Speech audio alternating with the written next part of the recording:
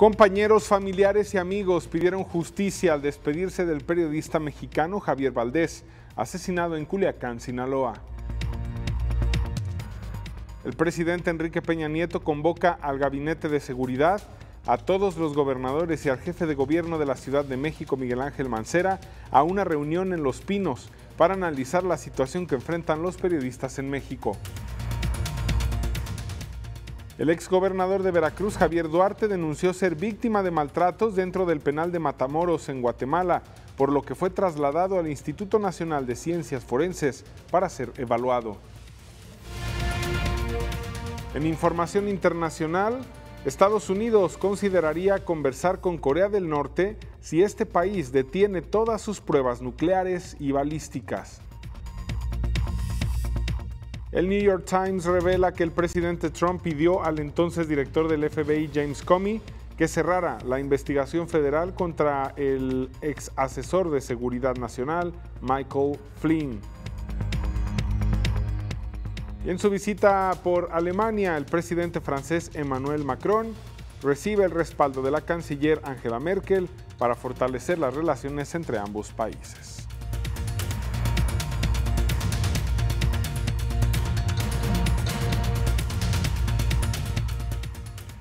Hola, ¿qué tal? Bienvenidos a Señal Global. Le damos seguimiento, por supuesto, al asesinato de Javier Valdez, las reacciones, incluso el presidente de la República, ante los 7 asesinatos de periodistas que ha habido en este año solamente, convoca para las 11 de la mañana, es decir, en minutos ya estará comenzando esta reunión entre los gobernadores, el jefe de gobierno capitalino y el presidente de la República, junto con el Gabinete de Seguridad Nacional, para revisar este tema y para generar estrategias de protección y seguridad para periodistas en México. Con esto y más lo recibimos aquí en Señal Global. Comenzamos.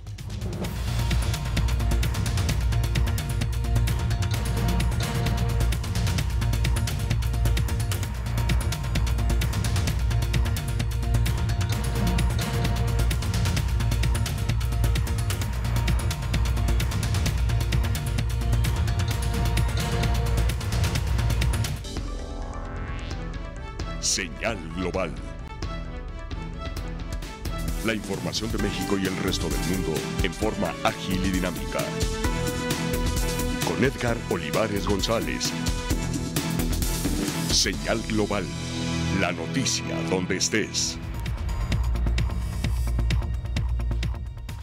Compañeros, familiares y amigos despidieron a Javier Valdez, este periodista sinaloense, al tiempo que exigieron justicia y que también se esclarezca su asesinato.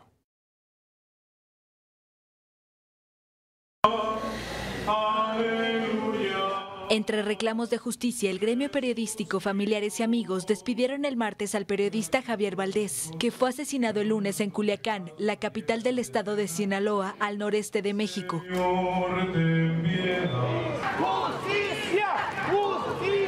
Más temprano, los periodistas de la región organizaron una marcha para exigir a las autoridades que se esclarezca la muerte de Valdez, quien era corresponsal del diario La Jornada y colaborador por más de una década de la France Press. Y estoy segura que esta lucha no va a parar, que esto no se va a detener, porque Javier haría exactamente lo mismo por nosotros. ¡Justicia para Javier! ¡Justicia! La Jornada aseguró que el periodista había expresado preocupación por su seguridad hace 15 días y se le propuso salir del país durante una temporada. Decenas de periodistas se dieron cita fuera de la Secretaría de Gobernación en la Ciudad de México para rendir un homenaje a Valdez y reclamar garantías de seguridad al gobierno. El gobierno de la República repudia y condena las cobardes agresiones contra periodistas. Hoy los periodistas decidimos estar aquí para decirle al gobierno mexicano que basta ya. El asesinato de un hombre como Javier Valdez nos ha cimbrado a todos. Este año ya suman 5 reporteros asesinados, además de un escritor que tenía un programa de radio de poesía. Bueno, y en diversas ciudades del país, por supuesto también en Guadalajara, periodistas exigieron justicia a las autoridades y un grito de ya basta a las agresiones a periodistas en todo el país.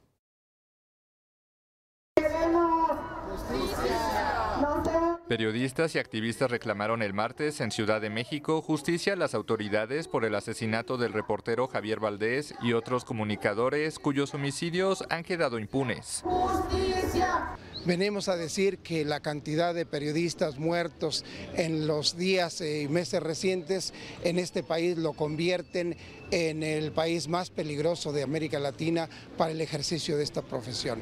Valdés, de 50 años, fue acribillado el lunes en Culiacán, al noreste de México. El reportero era colaborador de la AFP y corresponsal del diario La Jornada. La Fiscalía Local informó el martes que investiga los posibles móviles del crimen. Uno sería el presunto robo de su automóvil y otro en relación con su actividad periodística. Y se ha citado aquí a la Comisión Nacional de los Derechos Humanos, un organismo oficial de este país que dice que más del 95% de los crímenes contra periodistas están impunes. Desde el año 2000 han sido asesinados en México más de 100 periodistas, de los cuales 11 fueron matados en 2016, una cifra récord. Este año ya suman 5 reporteros asesinados, además de un escritor que tenía un programa radial de poesía.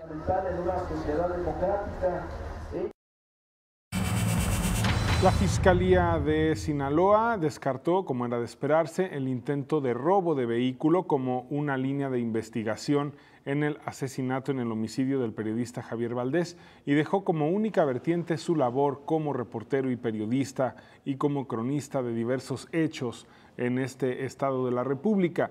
La dependencia reiteró que no se excluirá ninguna prueba científica y las autoridades trabajan en la recolección de indicios para dar con los responsables. Anoche la Presidencia de la República convocó al Gabinete de Seguridad Nacional, a todos los gobernadores y al jefe de gobierno de la Ciudad de México a una reunión en Los Pinos para analizar la situación que enfrentan los periodistas en México. El acto convocado para este miércoles a mediodía será en el Salón Adolfo López Mateos y se titula Acciones por la libertad de expresión y para la protección de periodistas y defensores. La reunión estará encabezada por el presidente Enrique Peña Nieto y se da 2 días después del asesinato del periodista Javier Valdés Cárdenas, fundador del semanario Río 12, corresponsal de La Jornada y de AFP, quien fue asesinado por hombres armados en Culiacán. Y cambiamos de tema porque la embajadora de Estados Unidos en México, Roberta Jacobson, afirmó que ambos países están comprometidos en la lucha contra la amenaza que representa el fentanilo, un fármaco opioide que es 50 veces más potente que la heroína.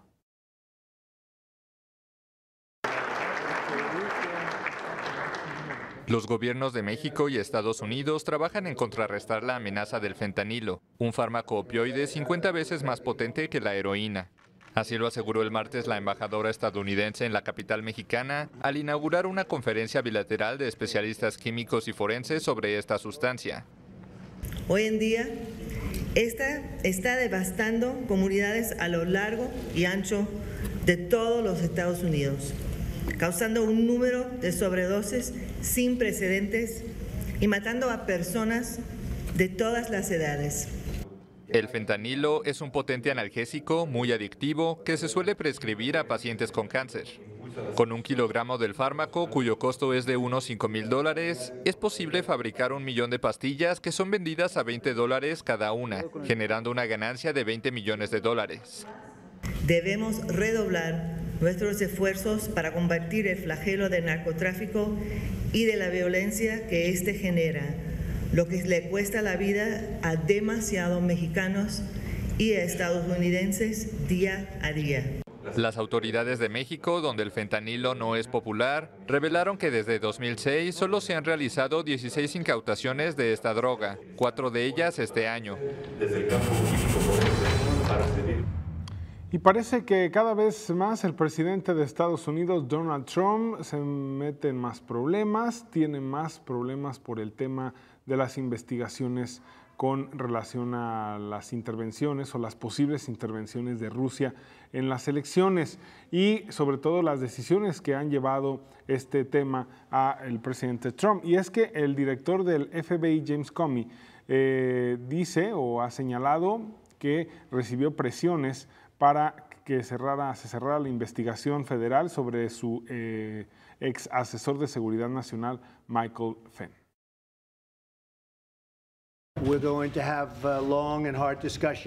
El presidente de Estados Unidos, Donald Trump, fue señalado el martes por haber intentado cerrar una investigación del FBI en contra de Michael Flynn, su ex asesor de seguridad nacional.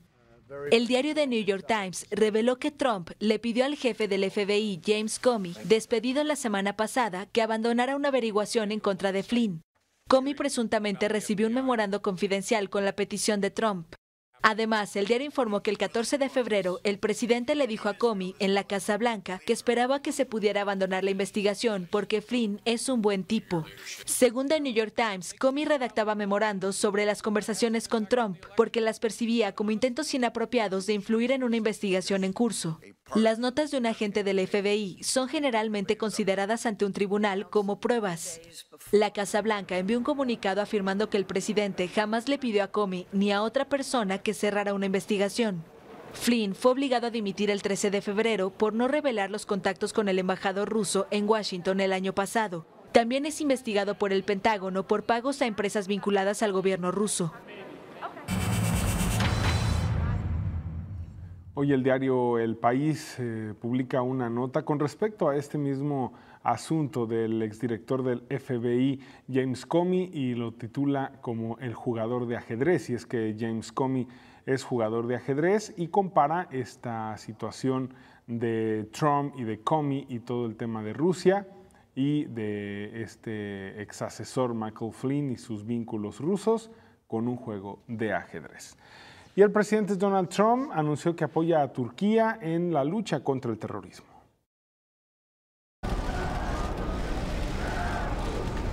El presidente estadounidense Donald Trump recibió el martes a su homólogo turco Recep Tayyip Erdogan buscando recomponer las relaciones entre ambos países. El mandatario turco llegó a la Casa Blanca con una serie de quejas como el apoyo de Washington a combatientes kurdos en Siria y el asilo en Estados Unidos del presunto autor intelectual de un fallido golpe de Estado en Turquía. No obstante, ambos presidentes dejaron de lado sus diferencias y ratificaron sus compromisos en materia de seguridad. Apoyamos a Turquía en la primera lucha contra el terror y organizaciones terroristas como el grupo yihadista Estado Islámico y el PKK, y aseguramos que no tengan cuartel seguro los grupos terroristas. La alianza y esta asociación y cooperación entre Estados Unidos y Turquía es de vital importancia. En las afueras de la Casa Blanca, manifestantes protestaron contra la visita de Erdogan. No puedes tener fascistas en el gobierno, no puedes traer un fascista a Estados Unidos. El mandatario turco es criticado por el arresto de activistas y periodistas en su país, así como las agresiones en Irak y Siria contra los kurdos, a quienes considera terroristas. Hacemos una pausa, tenemos mucho más en Señal Global, volvemos.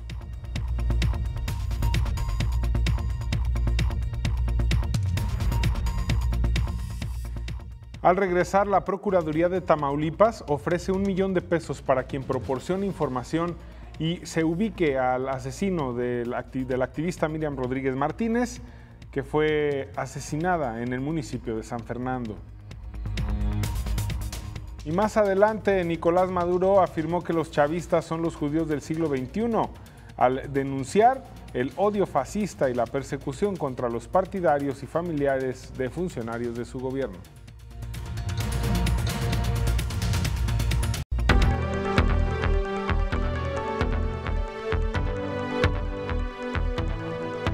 Señal Nacional. Y esto es lo que publican hoy los periódicos en México. El Universal. Repudio a crímenes contra periodistas. Crece el número de mexicanos mal pagados. Excelsior. Vivales tiran apoyo para deportados. Nos rebasan agresiones contra periodistas. Fiscal. Milenio. Jacobson. Redoblemos la lucha contra el narco. agresor de cura con trastorno de identidad. Reforma. Exigen PRI y PAN indagar a Moreira. Crece Estado de México deuda en campaña electoral. Proceso. Persiste repudio internacional por asesinato de comunicadores en México.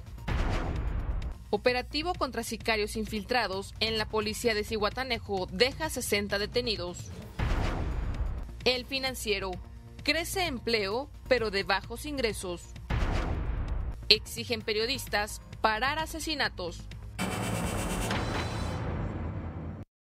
La Procuraduría de Justicia de Tamaulipas ofreció $1 millón como recompensa para quien proporcione información para ubicar y capturar al asesino del activista Miriam Rodríguez Martínez, que ocurrió en el municipio de San Fernando. Aclaró que el ofrecimiento y entrega de recompensa que no será aplicable a los servidores públicos con funciones relacionadas con seguridad pública. La activista Miriam Rodríguez, quien por sus propios medios buscó y localizó sin vida a su hija desaparecida en 2012 y después llevó a los responsables de este hecho a la cárcel, fue asesinada por un grupo armado en el municipio de San Fernando, Tamaulipas, el pasado 10 de mayo, pese a que contaba con protección o supuesta protección de la policía investigadora de ese estado, porque en realidad ella denunció que no se le había dado esta protección, luego que algunos reos se fugaron del penal de Victoria, Tamaulipas, de Ciudad Victoria, y bueno, pues entre ellos, entre esos personajes que se fugaron, estarían los delincuentes que ella misma metió a la cárcel por sus propias investigaciones por el hecho de su hija. Elementos del Ejército y de la Policía Estatal de Guerrero desarmaron a policías municipales de Zihuatanejo, a la Corporación Municipal de Zihuatanejo, y además detuvieron a 60 uniformados acusados de vínculos con el crimen organizado y portación de armas oficiales sin contar con permiso para ello. A través de un comunicado, el gobernador de Guerrero, Héctor Astudillo Flores, informó que al menos 42 de los uniformados arrestados son sicarios infiltrados en la corporación. 3 fueron identificados como mandos de un grupo delincuencial y 15 policías estaban en funciones a pesar de que no habían acreditado los exámenes de control y confianza. La acción para identificar a los agentes infiltrados por la delincuencia comenzó desde hace unos días cuando la Secretaría de la Defensa Nacional detectó elementos que usurpaban funciones. Los detenidos fueron llevados al puerto de Acapulco y a la Ciudad de México para ser puestos a disposición del Ministerio Público Federal por delitos graves. Hasta el momento, la corporación, integrada por 240 elementos, y el alcalde perredista Gustavo García Bello no ha fijado postura al respecto. Y la Policía Federal detuvo ayer a Orlando Xolapa Sánchez, uno de los presuntos participantes en este terrible asalto a una familia que transitaba por la autopista México-Puebla, donde fue asesinado un menor de 2 años, un bebé. Y además fueron violadas 2 mujeres, una de 14 años y la madre de familia que viajaba en esa camioneta. El comisionado nacional de seguridad, Renato Sales Heredia, indicó que el sujeto conocido como El Chivo forma parte de una banda dedicada al robo de transportistas en dicha carretera y que fue detenido en posesión de un arma de fuego calibre 45 y una bolsa con droga sintética. Sales Heredia destacó que la captura de Orlando Xolapa Sánchez se dio gracias a una denuncia ciudadana al 088 en la que alertaron sobre un grupo delincuencial que amedrentaba a los habitantes de Santa María Moyotzingo, en Puebla. El comisionado informó que aún falta por detener a 2 hermanos de Orlando, quienes presuntamente también están involucrados en este crimen, claro, porque no actuó solo. El exgobernador de Veracruz, Javier Duarte de Ochoa, denunció ser víctima de maltratos dentro del penal donde se encuentra, esto en Matamoros, en Guatemala. Y por esta situación fue trasladado al Instituto Nacional de Ciencias Forenses para ser evaluado psicológicamente y así determinar si es enviado a otro penal o se mantiene dentro de Matamoros. El traslado del exmandatario mexicano fue autorizado por el Juzgado Cuarto de Primera Instancia Penal de Narcoactividad y Delito Ambiental de ese país centroamericano. Hasta el momento, las autoridades locales y penitenciarias no han revelado los resultados de las pruebas realizadas a Duarte. Sin embargo, se espera que en los próximos días se informe sobre su estado de salud. El exmandatario veracruzano es acusado por los delitos de delincuencia organizada y operaciones con recursos de procedencia ilícita, por lo que enfrenta un proceso de extradición para que enfrente la justicia en México. El Partido Revolucionario Institucional, el PRI, pues pidió investigar al exgobernador de Coahuila, a su ex líder nacional, Humberto Moreira Valdés, luego de revelarse que posee cuentas por $62.1 millones en Mónaco y las Islas Caimán. Esto lo revelaron en Estados Unidos ayer. El dirigente nacional del PRI actual, Enrique Ochoa Reza, y el vicecoordinador de la bancada priista en la Cámara de Diputados, Jorge Carlos Ramírez Marín, señalaron que deben investigarse la procedencia de dichos recursos y, en caso de ser necesario, enjuiciar al exmandatario. Ochoa Reza aclaró que hasta el momento el instituto político que encabeza no tiene denuncias vigentes en contra del exmandatario coahuilense, a quien recientemente expulsaron de la militancia de ese partido. Por su parte, el presidente nacional del PAN, Ricardo Anaya, exigió investigar el desvío de recursos a paraísos fiscales y cancelar la candidatura de Moreira a diputado local en Coahuila por el Partido Joven. El secretario de Hacienda, José Antonio Meade, reconoció que a pesar de los avances en materia de seguridad para el robo de hidrocarburos, él ve avances.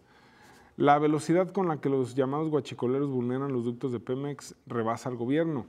El titular de Hacienda indicó que aunque cada vez son más los tubos perforados, la cantidad de litros extraídos ha disminuido, por lo que la capacidad de reacción de las autoridades federales y de petróleos mexicanos es mayor. Meade Curibreña afirmó que para enfrentar cualquier problema, primero hay que revisarlo, y aseguró que la dependencia a su cargo ya investiga quién o quiénes comparten y compran el combustible robado. En Palacio Nacional, durante la reunión del Grupo de Coordinación contra el Robo de Combustibles, se determinó crear una comisión especial que estará bajo el mando de la Procuraduría General de la República, donde se designarán fiscales especiales para atender este problema. El gobernador de Guanajuato, uno de los estados más afectados por este ilícito, Miguel Márquez, aseguró que su gobierno colaborará en el asunto, que es de orden federal, y urgió a la Cámara de Diputados a legislar para imponer prisión preventiva a los responsables del robo de hidrocarburo.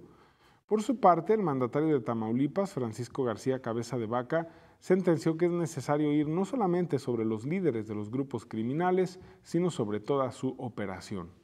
El encuentro se da luego de las instrucciones giradas por el presidente Peña Nieto para enfrentar esta actividad criminal de manera conjunta entre los tres niveles de gobierno. Y este miércoles el canciller Luis Videgaray Caso se reunirá con los cónsules que se encuentran en el estado de Texas, en Estados Unidos, con los 11 cónsules mexicanos, para hablar sobre esta polémica ley antiinmigrante SB4. Mediante un comunicado, la Secretaría de Relaciones Exteriores indicó que durante el encuentro se analizarán acciones de protección consular y una estrategia para enfrentar las medidas que puedan afectar a la comunidad migrante mexicana debido a esta ley, la SB4, que entrará en vigor en septiembre, y a partir de ese momento las autoridades tejanas deberán colaborar con el gobierno migratorio. Además, podrán interrogar a personas sobre su estatus migratorio en esa entidad. Más tarde, Videgaray Caso se encontrará con representantes de organizaciones de defensa de los derechos civiles y este jueves viajará a Washington a una reunión bilateral en materia de seguridad. Y en temas de las elecciones en el Estado de México, el candidato a la gubernatura del Estado de México, Alfredo del Mazo, dijo que en caso de ser el ganador de las elecciones, en junio resolvería el fuerte problema de inseguridad en el transporte público durante los primeros 100 días de gobierno.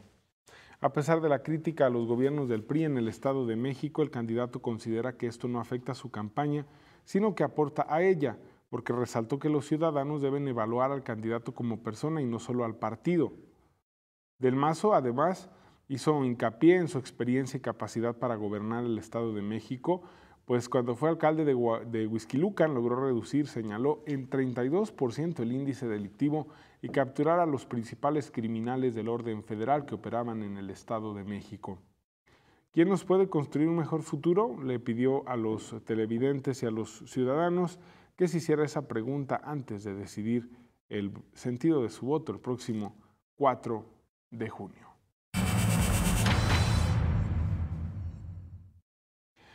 Bueno, pues ahí está lo que señala este candidato. Por supuesto hay polémica, hay un seguimiento importante en cuanto a las elecciones del Estado de México, que para muchos analistas es una especie de antesala de lo que se viene en 2018 en las elecciones presidenciales. Hacemos una pausa, regresamos con más en Señal Global.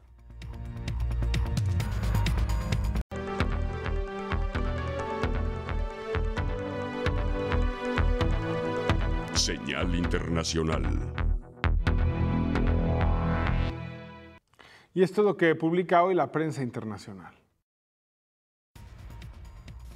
El Nacional, Venezuela, Almagro. La Fuerza Armada Nacional Bolivariana no puede seguir matando y torturando. La Asamblea Nacional creó Frente para defender la Constitución y la democracia. El Tiempo, Colombia. En 4 meses se alcanzó la coca erradicada en el 2016. Maestros salieron a la calle a reclamar sus derechos. El Mercurio, Chile. Universidad Católica y gobierno logran acuerdo tras demanda y planteles recibirán aporte fiscal de 2.000 millones. Trump confirma que compartió información confidencial y complica aún más a la Casa Blanca. Clarín, Argentina. Un tribunal declaró inconstitucional que los jubilados paguen ganancias. Un taxista la siguió 2 cuadras en la calle y lo llevó a juicio. Washington Post, Estados Unidos. Memorándum de Comey. Trump instó a detener las investigaciones de Flynn. Trump reclama derecho a compartir. New York Times, Estados Unidos. Trump apeló a Comey para detener la investigación con ayuda. Las voces vulnerables se agudizan a medida que las empresas influyen en las negociaciones sobre el clima. The Guardian, Reino Unido. Partido Laborista no ganará, dice el principal sindicalista. Obesos sanos siguen en alto riesgo, dicen los científicos. El País, España. Trump admite que compartió datos sensibles con Rusia. Cifuentes ve motivos políticos en la acusación de corrupción. Nicolás Maduro dijo que los chavistas son como los judíos, pero del siglo XXI, en relación a la victimización sobre lo que llamó el odio fascista y la persecución contra los partidarios a su gobierno y también contra colaboradores del propio gobierno que encabeza. Contra venezolanos de bien, contra venezolanos. El presidente de Venezuela, Nicolás Maduro, denunció el martes una escalada fascista contra los chavistas y familiares de funcionarios gubernamentales. Somos los nuevos judíos del siglo XXI que persiguió Hitler. Así somos. No llevamos la estrella de David amarilla aquí. Llevamos el corazón rojo de ganas de luchar y de pelear con la dignidad humana. Y los vamos a derrotar a estos nazis del siglo XXI, a estos fascistas. Maduro acusó nuevamente a la oposición de hacer terrorismo como parte de un plan para darle un golpe de Estado. Yo hago responsable a Julio Borges, líder y jefe de la Mesa de la Unidad Democrática, por todos los desmanes, toda la violencia, toda la insurgencia armada, todo el odio fascista, toda la persecución y la división que están generando a nivel nacional y en algunos lugares del mundo. Desde que iniciaron las protestas contra Maduro el 1 de abril, han muerto 42 personas y tanto el gobierno como la oposición se culpan mutuamente de la violencia. Y es el propio presidente de Venezuela, Nicolás Maduro, el que ha manifestado su molestia, su enojo por las declaraciones realizadas por Mariano Rajoy y bueno, ha expresado su molestia hacia el presidente español Mariano Rajoy también por las acciones de discriminación a los latinoamericanos, siendo el embajador venezolano el más reciente. Vamos a escuchar lo que dijo Nicolás Maduro. Vamos a difundir esta denuncia. Y una cosa de las más graves que ha sucedido, porque en una calle cualquiera de Madrid, el policía, en vez de capturar a los agresores, medio protege a este trabajador peruano. Lo medio protege. Al final, lo medio protege. ¿Y los agresores? Además, resaltó la falta de garantías por parte del gobierno a los extranjeros y la falta de acción ante estos actos y pidió una respuesta al presidente de España por haber permitido estos actos que consideró de abuso hacia latinoamericanos. ¿Por qué el gobierno de Mariano Rajoy permite la agresión en las calles de Madrid de grupos fascistas, de grupos franquistas contra hombres y mujeres de América Latina solo por una acusación, un solo crimen, creer que son chavistas? ¿Por qué? Pido respuesta oficial al gobierno de Mariano Rajoy y sigo haciendo un llamado al rey Felipe. Rey Felipe, tome cartas en el asunto, ponga orden en el racismo y el fascismo que está surgiendo de filas de la derecha española. Bueno, pues para todos tiene Nicolás Maduro. Y en otras cosas, algunas organizaciones presentaron su postura frente a lo que es un proyecto de ley que se podría presentar y aprobar en Argentina. Esto para endurecer las condiciones de vida de las personas que están en la cárcel y también para disminuir sus derechos.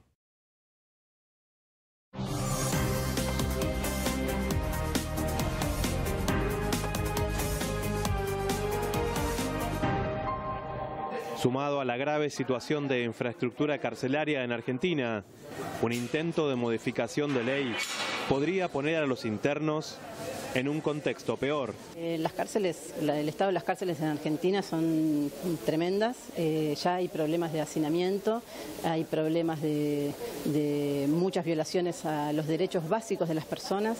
Además, un reciente informe de las Naciones Unidas denunció la práctica sistemática de la tortura en las cárceles argentinas.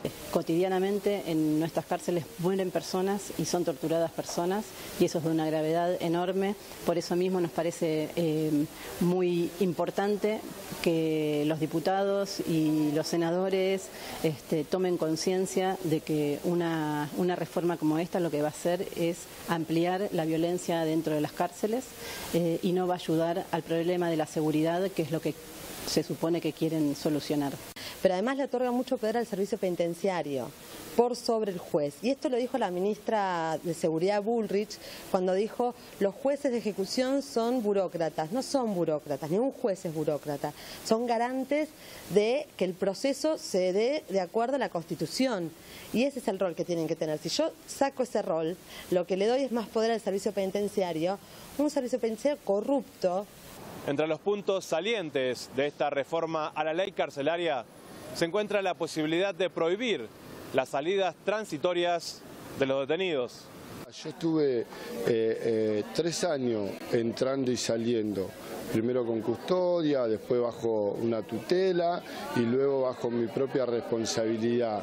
Y los afianzamientos del vínculo familiar son muy importantes para la persona privada de su libertad. El caso de Micaela es una chica que estaba caminando por la calle y una persona que había pasado 7 años preso la raptó, la secuestró y la violó y la terminó matando. Entonces, a partir de ese caso terrible que nos dolió mucho a todas, la verdad que todos los que estamos acá y todas las que estamos acá la lloramos mucho a ella, a Araceli y a todas las chicas que han sido víctimas de femicidio. Pero sabemos que esa no es la solución, porque el asesino de Micaela pasó 7 años preso, le faltaban 2 nada más, pero con 2 años más no hubiéramos revertido eso. Sebastián Salgado, Hispan TV, Buenos Aires.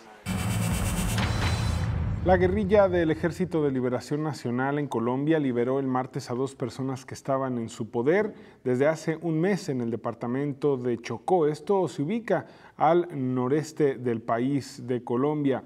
La información fue confirmada por el Comité Internacional de la Cruz Roja, que no precisó las identidades de los individuos. Hoy, uno de los dos liberados fue asesinado y el otro resultó herido en un atentado, según informó este miércoles la policía, que investiga el ataque perpetrado una vez que había concluido la operación humanitaria de entrega. Muy lamentable esta información. Los liberados, que no fueron identificados, estaban en un hogar de paso y de allí salieron a comprar algún producto en las cercanías cuando fueron abordados por sujetos que, sin mediar palabras, arremetieron contra ellos, les dispararon con armas de fuego. Una persona fallece y la otra se encuentra lesionada, según informó a periodistas el comandante de la policía del Chocó, el coronel John Milton Arévalo.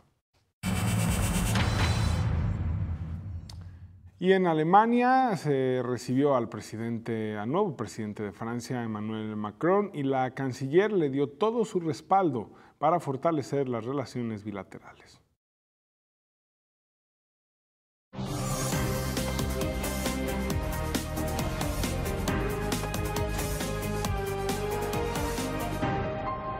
Los intereses de Alemania están estrechamente ligados a los intereses de Francia.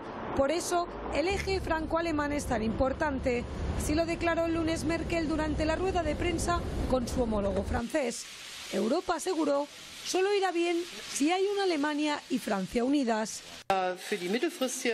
En un plazo medio para Europa queremos desarrollar una hoja de ruta. No se puede hacer de hoy para mañana. Debemos pensar y saber cómo podemos profundizar y hacer una mejor Unión Europea. Juntos podemos. Estamos convencidos. Se prometieron estrecha colaboración y es que la economía francesa es para las empresas alemanas un punto central. Francia es, después de Gran Bretaña, uno de los socios comerciales más importantes, nos cuentan desde la Cámara de Comercio alemana. Las empresas alemanas tienen mucho dinero invertido en Francia y se trata también de muchos puestos de trabajo. Unas 33.000 empresas alemanas están implicadas en Francia. Eso significa que la integración de nuestras dos economías es tan fuerte que uno no puede hablar de la economía alemana o francesa. Hablamos de una manera de unión. Para la economía es importante mostrar unión, nos dice Volcker, para crear estabilidad en los mercados.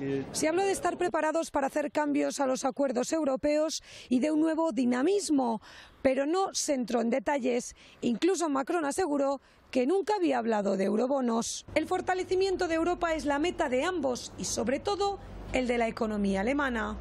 Francia se modernizará y debe fuertemente modernizarse, y Macron se ha puesto a la cabeza de esas reformas, y para la economía alemana se trata de un símbolo muy positivo.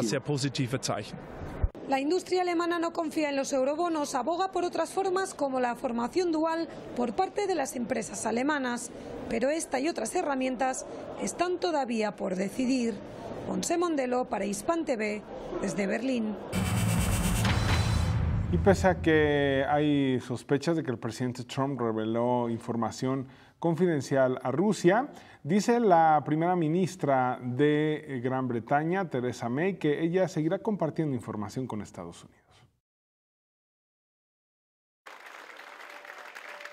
El Reino Unido seguirá compartiendo información con Washington, aseguró el miércoles la primera ministra británica Theresa May, tras la polémica generada por sospechas de que el presidente Donald Trump reveló secretos a Moscú. Las decisiones sobre lo que el presidente Trump habla con quien va a la Casa Blanca son un asunto del presidente Trump. Seguimos trabajando con Estados Unidos y seguiremos compartiendo información de inteligencia con Estados Unidos, como hacemos con otros en el mundo, porque estamos trabajando juntos para encarar las amenazas que enfrentamos. La información que Trump habría pasado a los rusos en un encuentro con el canciller Sergei Lavrov tenía que ver con el plan del grupo yihadista Estado Islámico de usar ordenadores portátiles para colocar bombas en aviones comerciales. Según fuentes coincidentes, esa información fue ofrecida a Estados Unidos por Israel con la condición de no pasarla a nadie, ni siquiera a otros países aliados, para no exponer a la fuente. Trump defendió el martes su derecho absoluto de compartir con quien quiera hechos sobre terrorismo y seguridad aeronáutica. Chelsea Manning, esta militar transgénero que estaba en prisión por una de las mayores filtraciones que se hayan documentado sobre justamente documentos clasificados en la historia de Estados Unidos, ya fue puesta en libertad. La portavoz de la milicia, Cynthia Smith, confirmó que a través de una breve declaración que Manning fue liberada del cuartel disciplinario de Estados Unidos en Fort Leavenworth, esto en Kansas. Tras recibir una sentencia de 35 años de cárcel por esta filtración, la militar solo permaneció privada de la libertad durante 7 años gracias a un indulto que le concedió el presidente Barack Obama antes de dejar el mando. Obama decidió conmutarle parte de la pena debido al arrepentimiento que mostró por filtrar en 2010 al portal Wikileaks un número récord de documentos de la guerra de Irak y de Afganistán, además de cables del Departamento de Estado. En julio de 2010, el soldado entonces llamado Bradley Manning divulgó más de 700,000 documentos militares y diplomáticos clasificados a Julian Assange, el fundador de Wikileaks. Hacemos una pausa, regresamos con más información.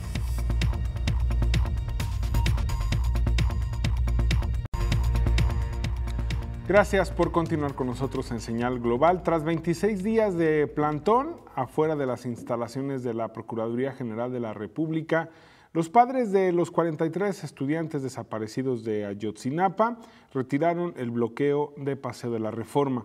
La decisión se tomó luego de que en las reuniones con autoridades de la PGR y de la Secretaría de Gobernación en materia de derechos humanos acordaran que seguirán las 4 líneas de investigación marcadas por el Grupo Interdisciplinario de Expertos Independientes, el GIEI.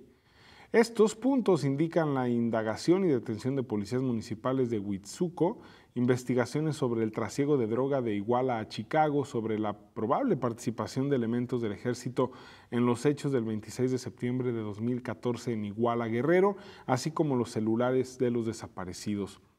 Vidulfo Rosales, vocero de los padres de las víctimas, informó que el 31 de mayo se reunirá nuevamente con autoridades de la PGR para revisar los avances en estos ejes. Ayer le conté aquí de la agresión a un sacerdote en plena misa en la Catedral Metropolitana de la Ciudad de México. Es el sacerdote José Miguel Machorro Alcalá quien fue agredido por un extranjero en la catedral. Ya fue reportado estable en un hospital de la capital del país, según informó personal de la capilla de San Agustín Soquipa en la colonia Merced Balbuena, donde el presbítero labora de manera cotidiana. El párroco de 55 años permanece en terapia intensiva con una lesión en el cuello y 2 en el tórax. Por el momento, el templo permanece cerrado. La Procuraduría de la Ciudad de México informó que el joven atacante padece un trastorno psicótico, por lo que no puede declarar ni entender el carácter ilícito del hecho que cometió. Especialistas del Hospital Fray Bernardino, donde fue internado, confirmaron que el sujeto es incapaz de comprender la gravedad del hecho. Su identidad no ha sido acreditada y los nombres que proporcionó no existen en la base de datos del Instituto Nacional de Migración. Y un taxista fue ejecutado, esto en Guerrero, por policías comunitarios, al no detenerse en un retén ubicado en el lugar conocido como Los Arcos, en la localidad de Tierra Colorada, cabecera municipal de Juan Escudero. Según los dirigentes de la Policía Comunitaria del Frente Unido de Seguridad por el Desarrollo del Estado de Guerrero, el FUSDEG, la estrategia de la UPOEG era ingresar a Tierra Caliente, de esta zona de Guerrero, y provocar un enfrentamiento a balazos. Los líderes también denunciaron que antes de que los policías ejecutaran al hombre, habían levantado a un integrante de su organización y hasta ayer martes en la tarde seguía desaparecido. En otros hechos de violencia, en Acapulco fueron hallados los cuerpos de 2 hombres sin vida flotando en las aguas de la playa de Puerto Márquez. Ambos habrían sido asesinados a tiros. El secretario general de la ONU, Antonio Guterres, reclamó hoy a la Unión Europea y les pidió que no dejen de comprometerse con los refugiados. La Unión Europea es un pilar básico en que se apoya la ONU para la defensa de los derechos humanos, ha dicho este miércoles el secretario general de Naciones Unidas, Antonio Guterres, en un discurso ante el Parlamento Europeo reunido en Estrasburgo. Necesitamos reforzar la capacidad de Naciones Unidas tanto en la resolución de conflictos como en su prevención y en una paz sostenible, nuestra mayor prioridad. Pero nunca seremos capaces de hacerlo sin un respaldo y compromiso muy fuerte de la Unión Europea. Una Europa fuerte y unida constituye un pilar fundamental de unas Naciones Unidas fuertes y efectivas. Este es un mensaje muy claro que me gustaría transmitirles a todos ustedes. El político portugués ha repasado los principales retos de su organización, como las guerras, el terrorismo internacional, la crisis de los refugiados, la lucha contra el cambio climático, las desigualdades creadas por la globalización. También se ha referido a la reforma interna necesaria para que la ONU sea más efectiva. Bueno, y en información que se genera en última hora, un creciente número de republicanos del Congreso de Estados Unidos está pidiendo que el exdirector del FBI, James Comey, testifique ante el Congreso sobre sus interacciones con el presidente Donald Trump, incluyendo si Trump trató de obstruir la investigación criminal ante el ex asesor de Seguridad Nacional, Michael Flynn, y que estaría involucrado con diplomáticos rusos.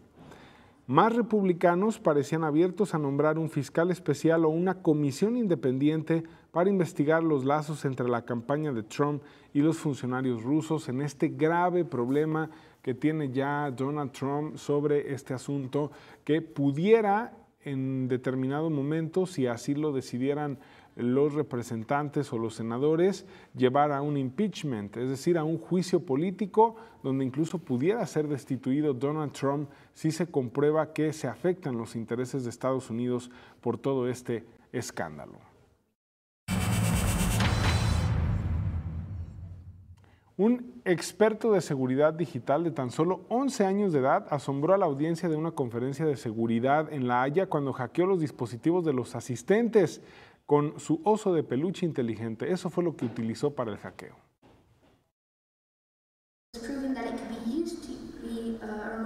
Rubén tiene 11 años, es hacker y experto en tecnología.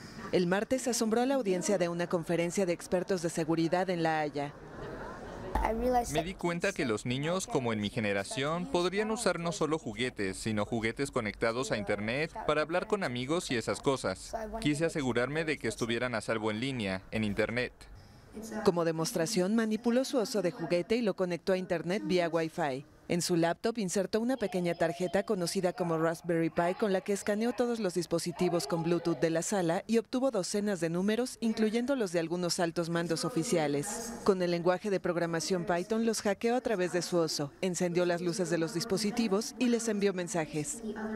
El pequeño genio estadounidense asegura que autos, luces o cualquier objeto conectado a Internet en los hogares podría ser convertido en un arma o un dispositivo para robar información personal. Especialmente eso significa que mis niños están jugando con bombas de tiempo. En algún momento alguien malo podría hacerlo explotar. Y no es una sensación cómoda, es una de las razones para alertar lo más posible. Tratamos de asegurarnos que la gente lo sepa. Con ayuda de su familia, Rubén fundó una organización sin fines de lucro para llevar su mensaje a fabricantes, expertos en seguridad y gobiernos. Un grupo de jóvenes ingenieros desarrollará un auto volador, o por lo menos un prototipo que será financiado por la empresa Toyota.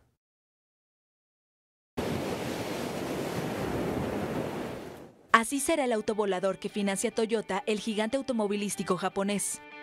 El SkyDrive es desarrollado por Cartivator, un grupo de jóvenes ingenieros que sueñan con que su vehículo encienda la llama olímpica de los Juegos de Tokio 2020. Los inventores reunieron para los próximos 3 años cerca de 345.000 euros de 15 compañías del grupo Toyota, incluido el propio constructor. Los ingenieros que laboran en diferentes empresas trabajarán en sus tiempos libres y esperan tener un prototipo del auto para 2018. Según el proyecto, el SkyDrive llevaría solo al conductor, volaría a 100 km por hora a una altura de 10 metros y rodaría en 3 ruedas a 150 km por hora. Llegamos al final de este espacio. Muchas gracias por habernos acompañado. Quédese con la programación y la información de 44 Noticias y yo lo espero mañana en punto de las 11 horas. Gracias. Buen día.